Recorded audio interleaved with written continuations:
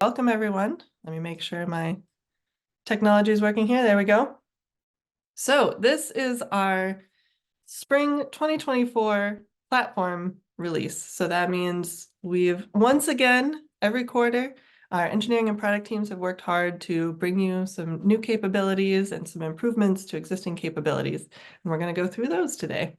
So who's joining us? I'm MK Wazalewski. I'm the product marketing manager here at ProcessMaker. I'm co-hosting with our VP of product, Jose Maldonado, who will be giving a demo shortly here. Behind the scenes, you've seen and heard them already here. We have Joe, who is— Hi, everyone. Thanks for joining. Yes, from marketing. So he's making sure everything's functioning for us today. And you got all those emails from him reminding you to join. And then we have Maui and Ryan from our engineering team who will be helping to answer questions in the Q&A section. So again, please, if you have questions that come up throughout, please use the Q&A, and we can answer some of those in the chat and then some of them live as well at the end. Again, we did a quick welcome and introduction. I'm going to run through about maybe not even 10 minutes worth of just a quick overview of the highlights that I want to really bring attention to. And then the majority of our presentation today will be from Jose. He'll be giving a sort of demo to show you how a lot of these things work. At the end, we'll have a little extra time for questions, anything we haven't addressed in the Q&A via chat. And then we have a few tidbits of information to tease out some upcoming webinars and other information at the end. All right, so the things we're going to really focus on today that I want to cover are listed over here on the left. We have some updates that are for our everyday users, and then we have a lot of updates, as always, for designers as well. So those are we're trying to bring efficiency to everyone here. So I'm going to go through all of those in detail, but a few that I won't have time to go through in detail are some updated connectors for Bamboo and Google Suite. We launched or we released the Launchpad in the winter release, which is a great place to go and get your process started every time you start it. But if you are the process owner and want to include some information, you now can also include videos in the Launchpad. There are also some layout improvements. For those of you who use process testing, we've added some power-ups to that where you can test a lot at once. If you are using ProcessMaker IDP, Intelligent Document Processing, along with the ProcessMaker Platform, you can now see some stronger integrations between those two tools. We have a new guided template. So you remember we launched guided templates where you don't have to actually go into the modeler at all to launch a new process. You can set it up for your organization and just get started right there within a couple minutes. We have a new one for expense reports.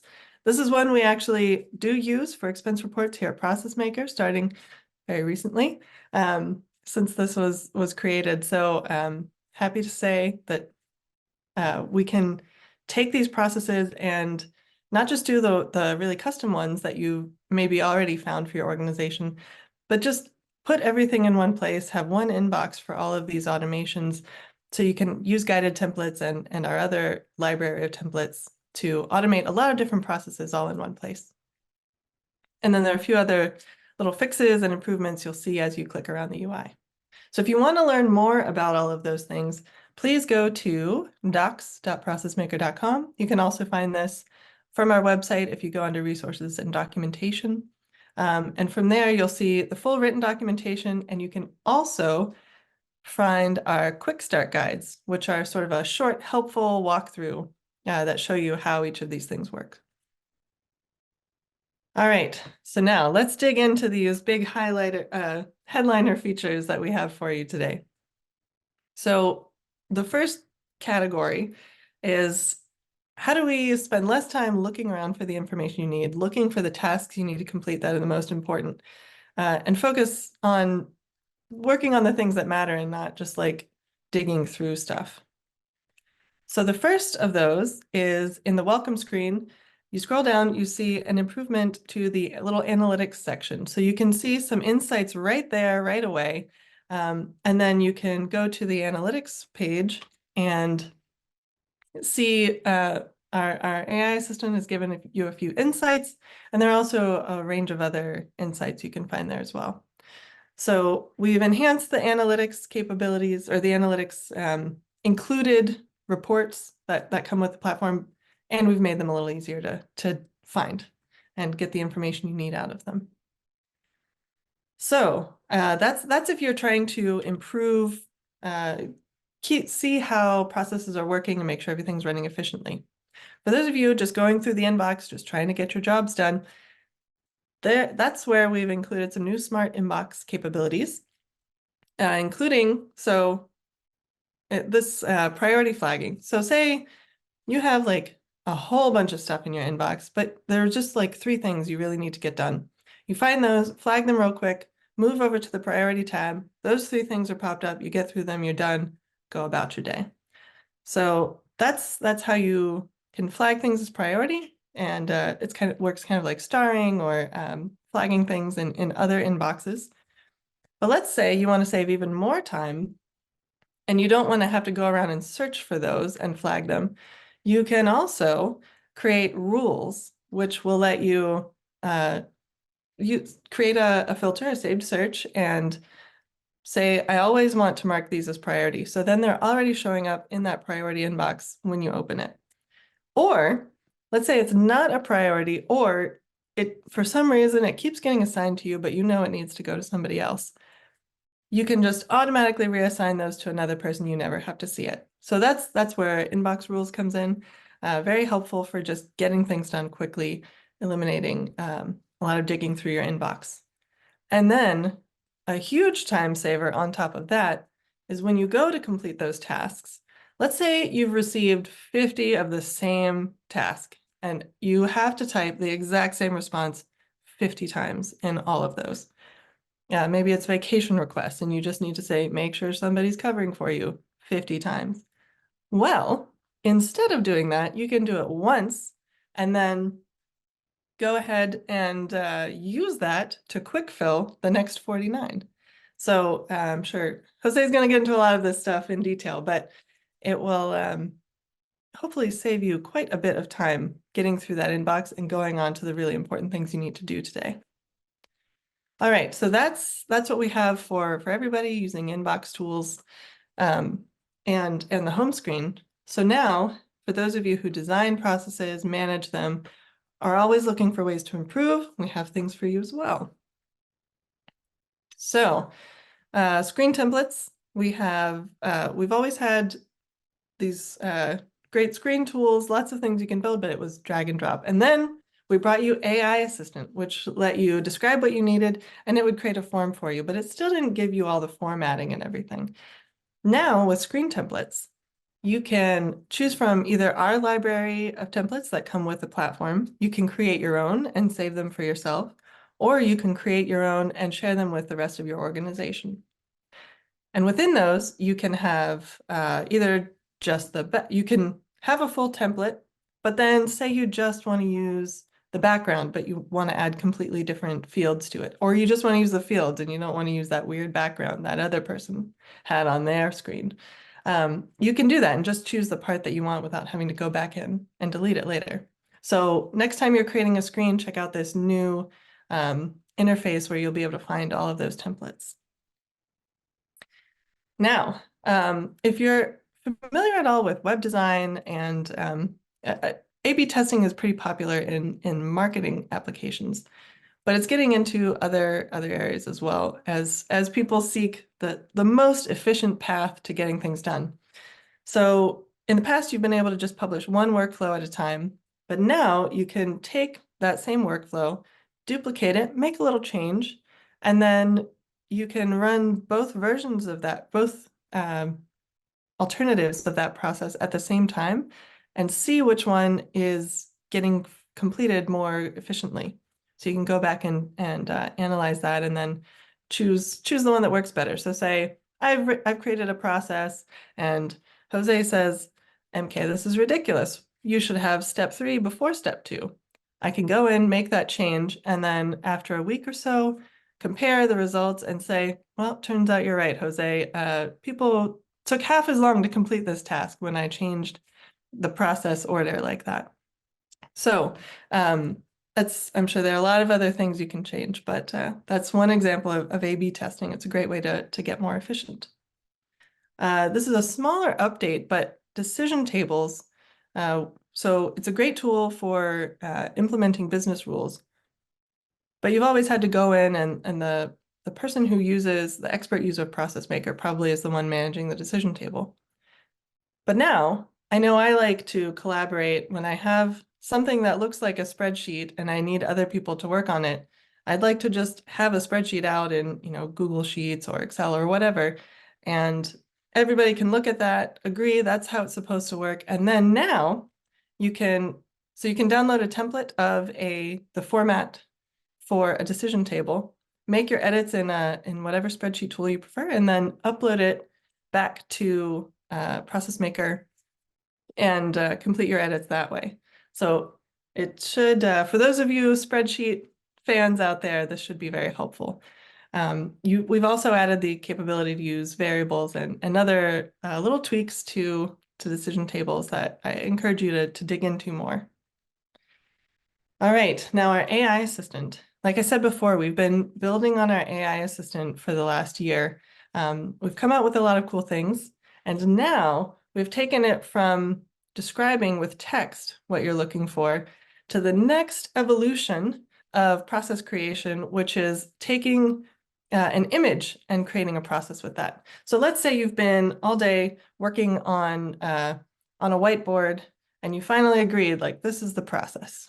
We have everyone in agreement. We've been in this conference room for an hour and a half. Now somebody has to go upload it and recreate it in the platform.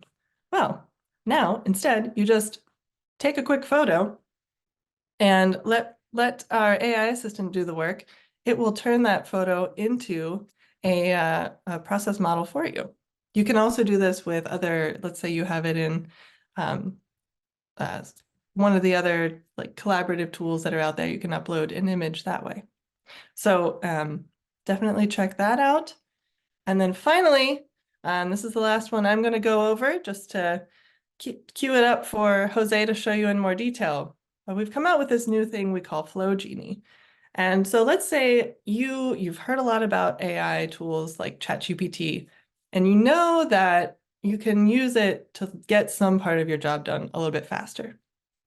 The problem is you're over here using this tool and then you go over, swivel your chair over, sometimes metaphorically, to the ChatGPT or whatever interface you're using, have that help you, and then you go back, copy that response into what you're trying to do next.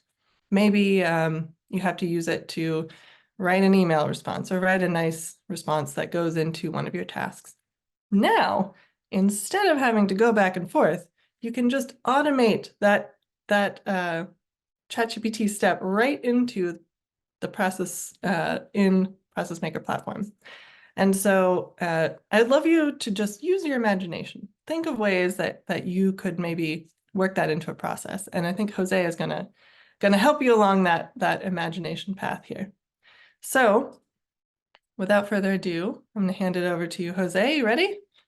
Yeah, All right. Let me stop sharing. thank you, MK. Wow, so that was a lot. It's a very comprehensive set of features. I'm very excited to show a little bit about that. Before I do, I just want to give a huge shout out to our product and engineering teams who have been working so hard putting these amazing features out, and also a shout out to our customer-facing teams who have helped us collect the feedback of figuring out what it is more valuable for everyone here and for all of you. So exciting stuff. I'm going to go ahead, excuse me, and share my screen. And once that's up, just let me know. Give me a second here. Excuse me. All right. And should be up. Are we seeing my black screen? Yep. Sorry, I miss when I share my screen. I half of my Zoom thing disappears, so it's hard for me to tell. So just ping me if something's wonky. All right, so we That's saw a great. lot. Unfortunately, there's just so much that there, given the time that we have, there's no way we can plow through it all with the detail it deserves. So I'm just going to try to kind of jump around some key takeaways that I hope we can take a look at. I want to start specifically on the designer side. So here I'm showing just how we log into ProcessMaker Spring. This is straight into our designer tab. And this allows us to, of course, to build some assets. And this is the opportunity to show some of these new generative AI features that MK was talking about a second ago. So of course, we're familiar with text to process. That's been out for a couple of months. But we now notice underneath, we have this full section for image to process. And this allows us to create process models as we've started talking about, either from uploaded images on our devices or straight from some photographs. So let's take this for a quick spin. So what I've done here is I just did a quick search for some process maps on Google. And if we just pick any one of these maps, I'm not paying too much attention to what they are. These are some recruitment processes examples. We take a close look, and it looks like a regular process. I'm just going to go ahead and snap that. And then we can come back to our modeler and upload that image. So we just confirm this is the image that we're looking for. And so what this is doing then is our AI engine is trying to make sense of the image and produce an alternative to it. So what's interesting about this is that, we can see here, we get all the tasks and we can compare these to the process. Let's take a quick look at the process. So it looks like a process. It's not exactly BPMN compliant. We see some tasks that are just kind of hanging there with no end. And so that's why we have some tasks here that are hanging with no end. But that allows us to just have a very quick starting point on what the process is going to look like. So an alternative to this, more interestingly, is the second option. So let's go back here. And now we want to use the phone to scan an image. So in order to demo that, this is a screen grab from my mobile device here. I'm looking at this modeler. And I have next to me a whiteboard with a process that I just kind of scribbled there, and I'll show it to you in better detail in a second. When we scan the QR code, we're sent to this landing page on our mobile device where we can use our camera to snap a picture. So here's me taking a snapshot of my whiteboard. And when we do so, of course, we can retry if we want to take a better picture. Once we upload this, notice how it syncs back to our main application here. And then we can use this image to generate. While it's doing so, let me just pull up here real quick that photo that we took. I just put together an example of a new performance review process. Looks like we already have some alternatives on the back, but before we take a look at them, I just want to call out a couple of things about the picture that I took. First off, notice my very shady handwriting, which of course I did intentionally just to put our assistant to work.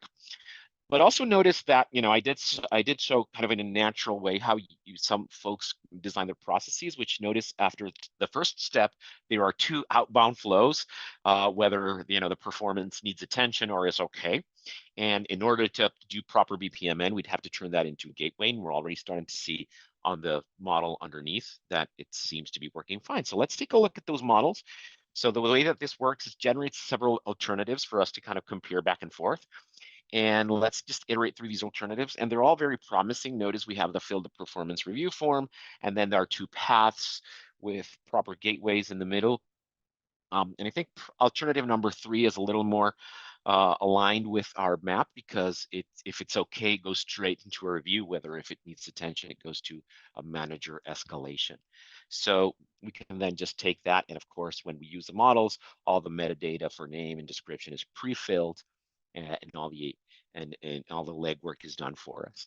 And of course, this will throw us back into our modeler with our newly scanned process, which many of you would recognize is the opportunity to have our AI assistant pre-fill then all the tasks and assets with just the pieces that we need, screens, scripts, forms, and so on, to have an actionable workflow.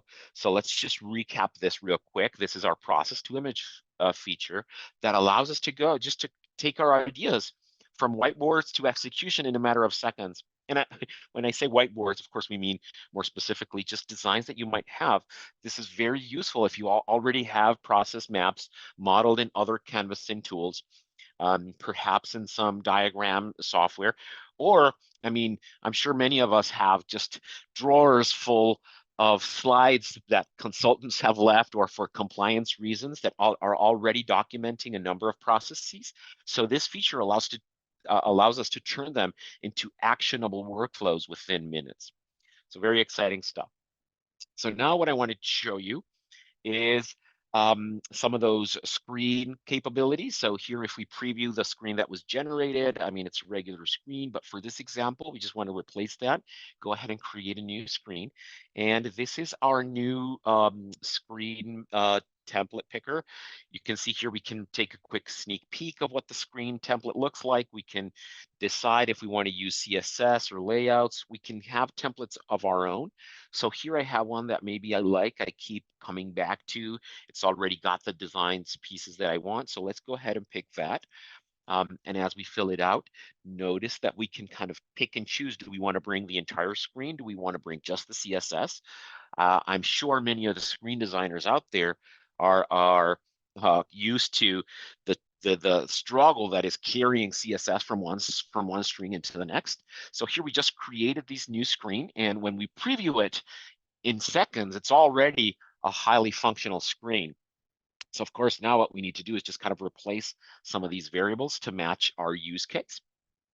As we do so, also to note is that we have templates or this templating capability works with certainly form screens, which we're using in this example, but similarly, we can have templates for display screens. So if we want to, for instance, create our own dashboards or create our own launchpad pages, we can use a template for that. Email templates, if we want to send email notifications using just a highly curated format, all of these are supported. So of course, for this to be our performance review, we're missing the actual performance field. So for that, we can use our nice screen assistant here. So I'm just going to give it a prompt to generate the employee performance review fields. And this is going to generate the sections that we want. So we give it a second, and then the AI will kind of pre-fill this template with all the right pieces. So what this means is that if we just come in here and we apply the AI suggestions and preview, then in a matter of minutes, we have a nice looking screen that has all the form fields that we need. So the last remaining piece, of course, is we just brought the entire form, so it's got some legacy fields that we don't need. But again, when we're importing the template, we can decide to not bring along the fields so that we can create it from scratch. Once we delete these fields, now we've got a fully functional employee performance review form that's nice and tight. So let's go ahead and go back to our process. But before we just do a quick recap of how screen templates are just a great time saver. It not only helps us to really reuse, designs that we're interested in. If we're aiming for consistency, maybe we have a style guide that we need to apply to all our screens across the board, and this is the way to do it. As I mentioned, we can choose layouts and fields, and more interestingly, we can save and share our own if there are awesome designers amongst us that want to share some of their screen templates, then that's certainly possible as well. So now we're back in the process. We take a look at our screen, task real quick. If we preview it, then we get that, of course, that nice screen is in here. Notice we can make rooms to make sure that this looks nice. And of course, if we pick another screen, it doesn't have our format, so we can kind of compare that different screen design. All right, so this is the opportunity for me to transition into one of the main topics for today, which is our headliner feature for FlowGenie. So I'm just going to go make some room here. And if we go into our object menu, we're going to find a new FlowGenie task. So let me just bring it in. And what we're going to do is to add it to our sequence flow. And then when we expand it on the properties, we get this new interface to interact with our FlowGenie tasks. So let's take a quick pause to walk through, like, what is FlowGenie? What is this new concept that we're talking about? So FlowGenie is basically, as MK was describing, this is a way to configure an LLM, a large language model agent that's working inside of our process in real time during process execution. So these agent tasks, like the one that I have selected here in the background, we call them genies. They can understand the prompt inputs or just our natural text that we want to inform it to tell it what we want it to do. But additionally, it can understand the context of what it's working with. This is basically a combination of case data. So every information, every field that has been contributed to the request or the workflow prior to the Genie is available for manipulation. And of course, being a Gen AI piece, it just can have additional just general knowledge at large if we want to bring that into our process. So we'll see some examples in just a second. We will configure and test these genies in what we call the FlowGenie Studio that's straight here in the modeler. And this is great because it means that we can iterate, we can test, we can tweak. We don't have to run cases. We don't have to execute the process over and over to ensure that it's working. We can test it right here within the modeler. And finally, we can chain many genies together. This is a regular process object, so we can just pepper them across our processes to enrich them and give our processes that much more capabilities. Or we can create entire new AI applications from scratch, just chaining and stringing genies together. So let's take a look at what this looks like.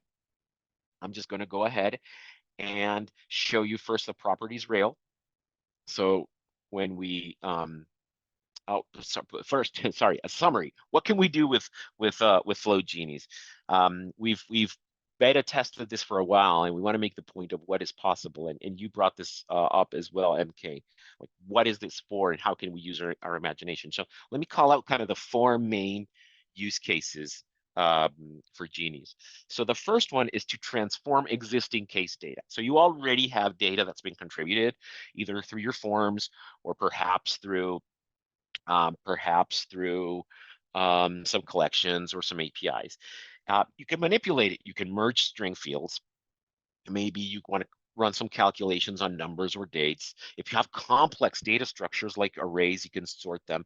All of these things are possible to do with scripting, but it's not nearly as accessible as using a Genie task. So transforming existing data. You can also generate new data. So if you want to create lists to populate dropdowns, if you want to pre-fill responses, you brought this example as well, MK. If we want to just some canned responses, auto responses for emails and so on, we can generate those on the spot based on based on the context. We can translate inputs. What if we get an input that's been submitted in a language that is foreign to us? Or through the rest of the process, we can translate it on the spot. So we're generating additional fields based on what's already in there. A third use case is that we can analyze this data. So we can then create more insightful information. If we have large pieces of text, we can summarize it. We can offer insights that are pulling from just general knowledge in whatever domain, such as math or geography or economics, which can be very insightful for making sense of the data. And this extends finally to file attachments. This is what's most exciting. So when your case includes files that have been contributed earlier in the process, maybe somebody's been submitting as part of a process some attachments or documents or files, we can just as easily have the Genie take a look at the file and offer some context. So we can identify documents, we can scan images for context, we can perform OCR extractions without any training and just on the spot using Gen AI. So these are the main use cases. So now let's take a look at some examples for these. So the first thing that we're going to do is just take a look at the properties rail.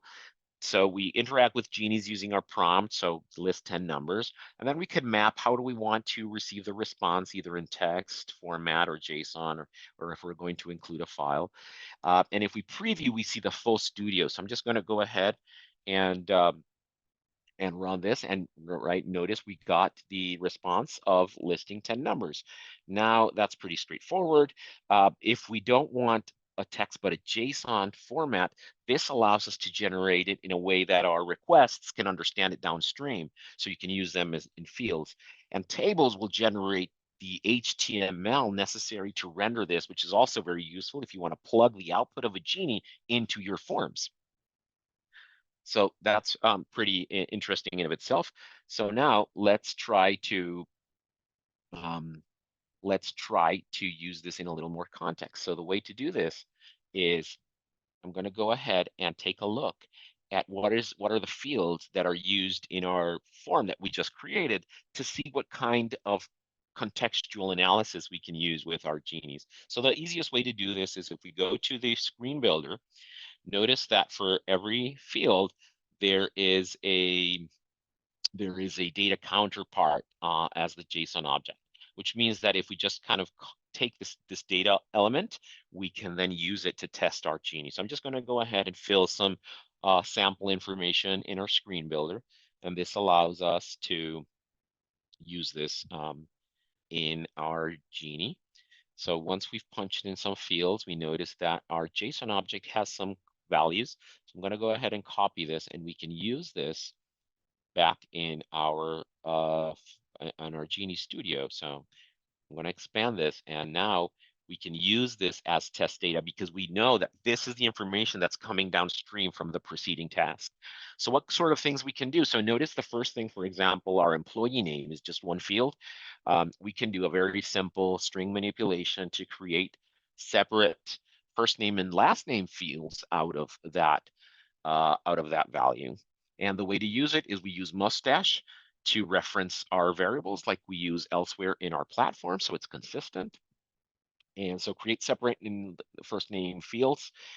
We make sure it's JSON so we can use it maybe in a screen downstream. And sure enough, we've got first name and the last name. Certainly nothing that a quick script cannot perform, but this is just that much more accessible for some of our users. Similarly, let's try a different example. So the performance summary is just an open text. What if this performance summary is submitted in a different language? So I'm going to open Google Translate, and I'm going to punch a translation. Notice my default is Dutch. Shout out to our Dutch colleagues who make me use this translation tool numerous times throughout the day. And so if the response would have been submitted in Dutch, how can we use this in our form? So the way to do it, so for example, is to create a prompt that allows us to identify the language and then translate it if we need to. So one way to go about it was just to ask it to identify the language that is on this variable. So let's just copy this here. And that's right. And then we just basically call out that we want to return it. Maybe we want to have an actual field that has that language identified.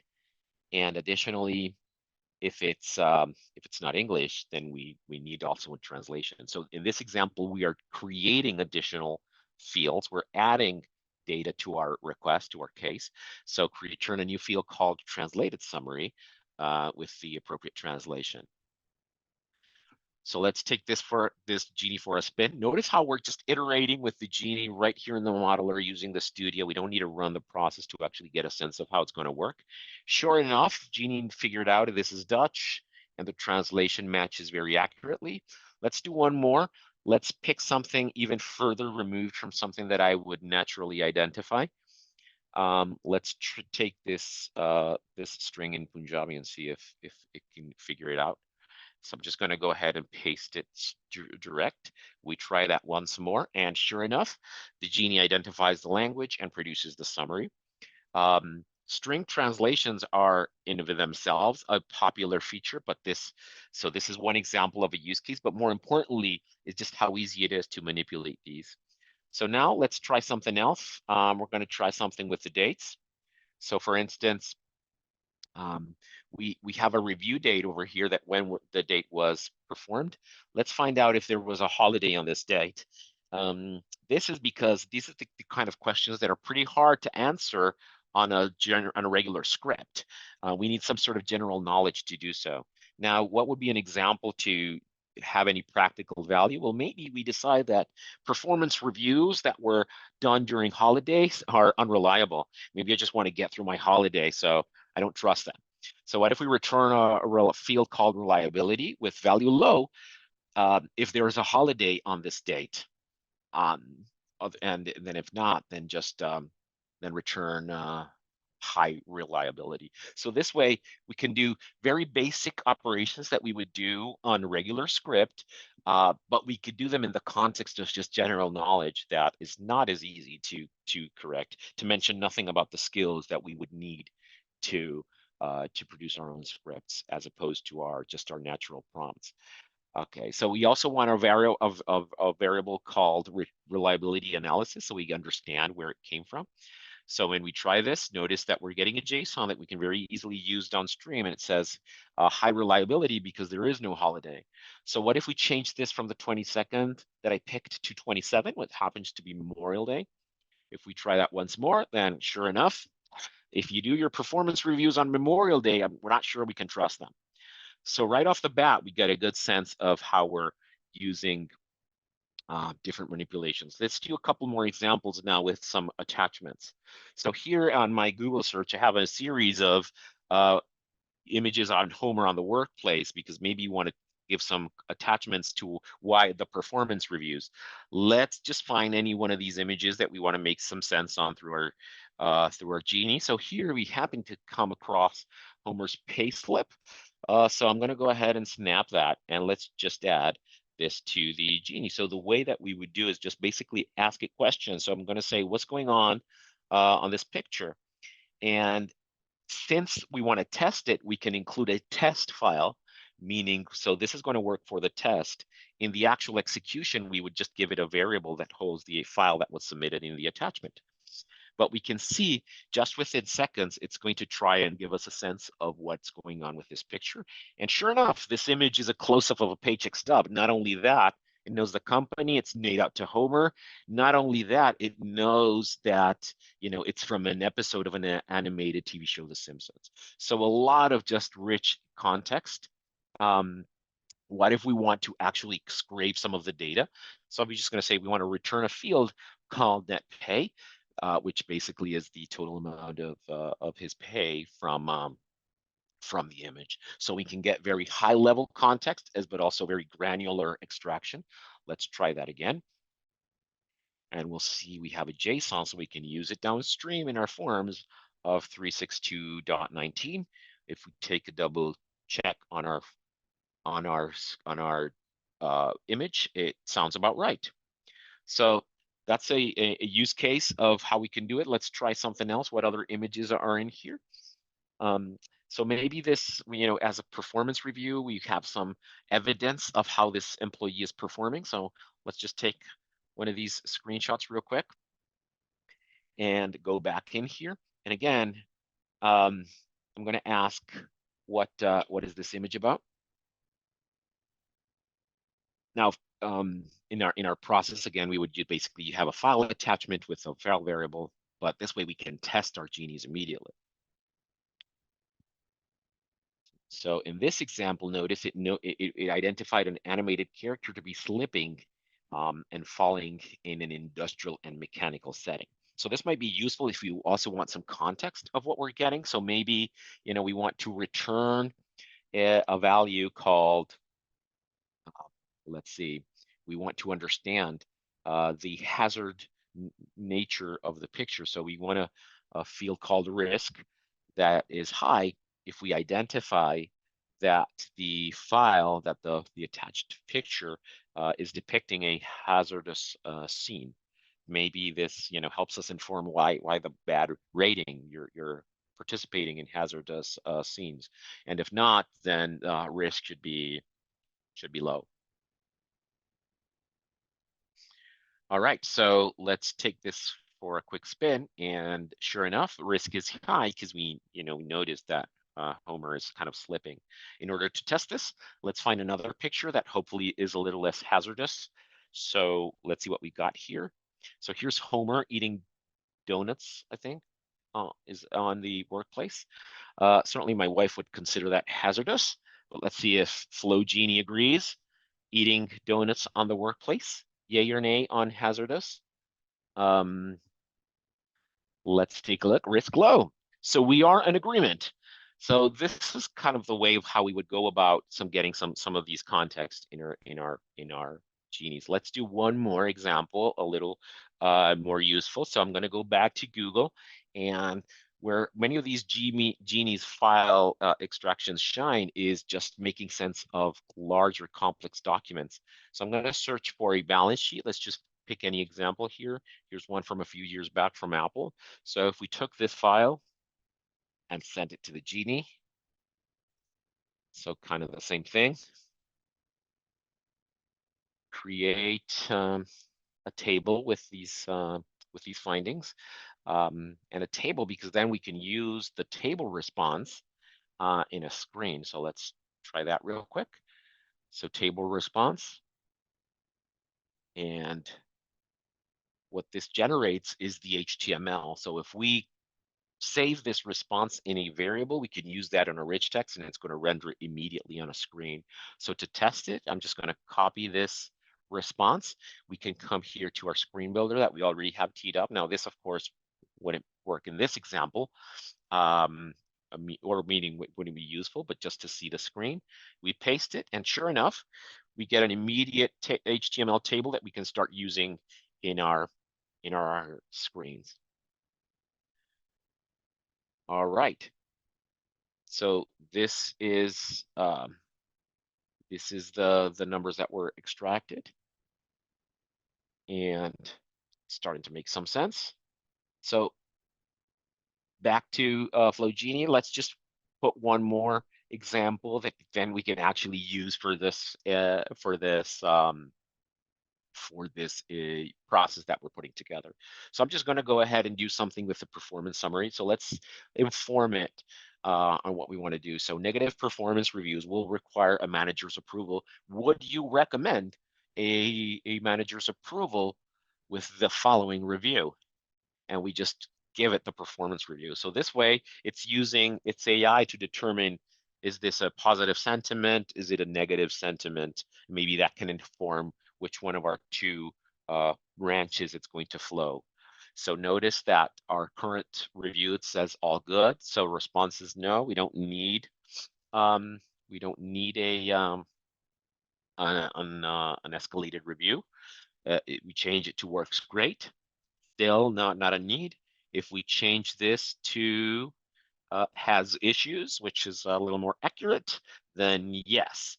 So right off the bat, this can also be very useful, genies, to offer additional context for decision tasks for approvers in order to help them make decisions on how to route or how to collect the right response for a request.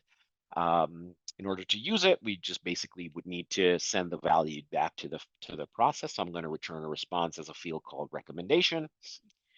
And as always, we declare the values very explicitly so that we can test for them downstream, maybe on a gateway or on a decision table. So it's either yes or no. And I'm also always interested in sending an explanation of the thought process of why it arrived to any conclusion. So explain your answer on a new field called rec results. That way, we have a kind of the JSON source for it. We try it, and sure enough, recommendation yes, rec results. The review states that the employee has issues, which indicates a need for further discussion, feedback, and guidance. So it's a wonderful assistant to the performance review process. So now we can summarize a little bit of what we saw with FlowGenie: creating, manipulating, analyzing case data in real time within your processes. We believe this is going to be a game changer. We have a few minutes left, so I'm going to try to demo a couple of additional use cases. One of the most interesting ones has to do with A/B testing. So notice here, if we take a look at our modeler, we can now enable a new alternative to our process. And this is going to create a clone, if you will, of our process map in a new alternative. So this basically offers the new feature that is A/B testing, which allows us, as MK was as was commenting, to maintain two alternative models for the same process. This way we can configure which one to execute, or rather when to execute through each one, and that way we can monitor and compare. Sometimes we just don't know what the better flow is, so we don't need to kind of figure it out on design time. Let's just run both alternatives and see which one performs better. So the way to set this up is basically we come back to our modeler, we set up a new alternative. So let's create a variant to this process. I'm just going to go ahead and say that alternative B does not have all these additional routings and pieces. So we're going to go ahead and maybe kind of remove some of this. So let me just select everything from the Genie to some of these escalations and just go straight from the performance review to the employee interview. And then that's going to be our alternative to the same process, performance review process. Notice the difference between the alternatives. We can toggle between them. And then when we publish, when we have more than one alternative enabled, we can choose which one do we want to enable. So let's say that we want to publish alternative B. That means every time this process executes, it's going to execute through our alternative B. We can still maintain and evolve and edit our alternative A, but it's always going to run through this. So in order to test it, this is our launch pad for our newly created process. We're going to go ahead and start the process, and notice how we're going to just start filling it out. So John Doe, we fill out a quick performance review and just punch any of these fields. Notice how clean this form that we designed in minutes is. And now it goes to interview with employee, which does not have a template applied. And if it's an interview with employee, it means it's skipped all the flows. So in fact, if we go to the process map, we can see that sure enough, this is our alternative B that does not have all the tasks in between.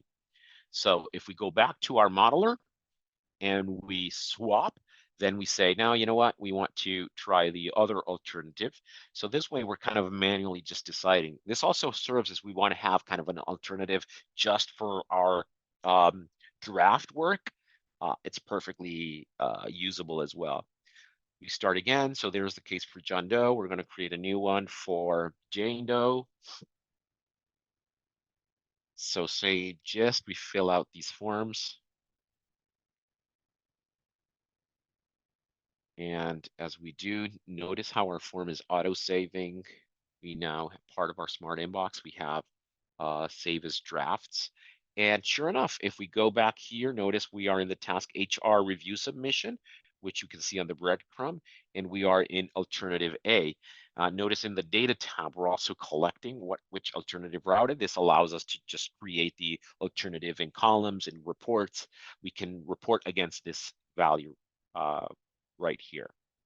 So finally, let's take a look at the last piece of this configuration, which would be to A/B test, to actual A/B test. So this way we can configure a version that has both of these alternatives live. And with a simple slider, we can decide how much do we want, how many cases do we want to flow on one versus the other. Or we could even have an advanced option where we just add additional expressions to kind of force it on one way or another based on the inbound data. So this allows us to have a full configuration suite that you'd find on the process configuration, where we're tracking how many instances of each alternative have flown and how long they've taken. Right now, they're all at 0 because they haven't completed, so they're still running. But here's, you can see the alternatives for Jane and John easily enough. So before we enable A/B testing proper, let's just add a couple of examples just to get a gist of how this process looks like regularly. So let's do a couple more.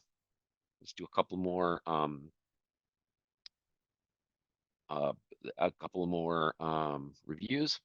So I'm going to do Jose Maldonado.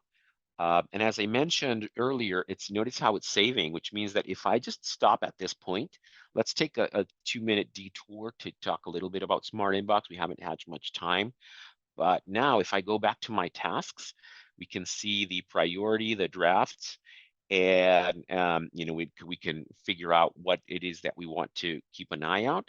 And so if we go to our drafts, then sure enough, our most recent draft is that employee review that we just started filling out a few minutes ago. So that way we can always come back to our work if for any reason we're called away. So here's Jose, and notice how it's just halfway filled. We can flag it as a priority. Of course, we can do all sorts of actions if we want someone else to take a look at it. Let's just open it once more. Here are all our quick actions, and we can just continue this filling out real quick. So I'm just going to go ahead and put, sometimes, this has some issues. So the Genie is going to have a field day trying to make sense of this performance review. And so it's still routing straight to the HR submission. So still, we haven't turned it on anything specific. We're still just routing through alternative A. All right, and so let's get one more example here. So we go back to our Launchpad. Notice here we've got all our cases in flight. So now let's say that we want to do MK. Writing your last name is always a challenge on these performance reviews. So hopefully that came out okay. And I don't know, I have to say, sometimes there's issues here as well. I mean, we want to get the Genie picking it up, right? So all this to say, as we're going through these forms, the execution is consistent. It's always going through alternative A. It's always going to the same path. So we know that our alternative B is kind of like safe in draft mode until we decide to turn it on. So I think that's fair enough. Let's come back here. And so now that we do want to try it out, just 50-50, let's save and publish this new configuration. So let's do just one more, and then we're done here. Let's take a quick look. So right now, if we retry, we're at 3 and 1 because we only had one that we manually sent through alternative B. Let's come in here real quick and start that again. Here are our 4 cases in flight. Now we're going to do this to, I don't know, a fictitious character. We're just going to call it George Alex. And fictitious character George Alex has more serious issues because, Genie is testing for issues on our performance review, so nobody made the cut. All right, and now notice this one went straight into the interview. And if we go back to our data tab, we're at alternative B. So the A/B testing kicked in, and it started sending some of these executions elsewhere. In fact, if we just go back to our, let me come in here real quick. These are the processes that we have. Let's go back to the configure board.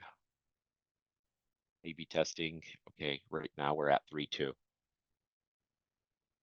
All right. So A/B testing, remove the guesswork, try alternatives, learn what works. And it's been a lot that we've tried to cover. We're already bumping into time for questions. I apologize. I just wanted to give a quick shout out to all the things that we showed. We showed image to process to generate. We showed screen templates. We showed some a number of examples for FlowGenie and a number of examples for A/B testing. We didn't have a chance to really go into our inbox with rules and quick fill. That warrants a session on its own. We know formulas to decision tables and uploads, multiple scenarios, tons of improvements and tweaks. We're very proud of this release. And so with that, I concede to the floor to open questions. Thanks everyone for the time. All right. Well, we just have a couple minutes left and we want to be aware of everyone's time constraints here. So I don't want to spend too much time on questions. So if you do have questions that we're not going to get to today, please get in touch with your customer success representative or pro services, whoever you're working with, whoever your favorite contact at ProcessMaker is, and let them know what your questions are, and we'll make sure that those answers get back to you. There was one question I thought was good that I'll cover real quick just for time. And that is with FlowGenie, some of those examples Jose gave are kind of similar to decision tables, kind of similar to IDP, intelligent document processing. So is it a replacement for that? And the answer is it's a little different. It's a great proof of concept, and depending on the amount of reliability and if it needs to be auditable and things like that, you might find that the accuracy level that you need will come from IDP and working with that tool for a specific type of document. Whereas maybe just while you're getting the process going, you can use FlowGenie in those iterative design phases to make sure everything else is working. So same with decision tables. So that's a great question. Hopefully that's helpful. Definitely, again, talk to your customer success team representative just to make sure that you are getting the right information about everything. Happy to answer questions. Coming up soon, next week, we will have another webinar on Wednesday about our very exciting new acquisition. If you've seen some of the press release and other information, we have a new tool, ProcessMaker Process Intelligence, and we're excited to tell you more about it then. And again, one more plug for more details about what you saw today at docs.processmaker.com. And with that, thank you all for joining and have a great rest of your day.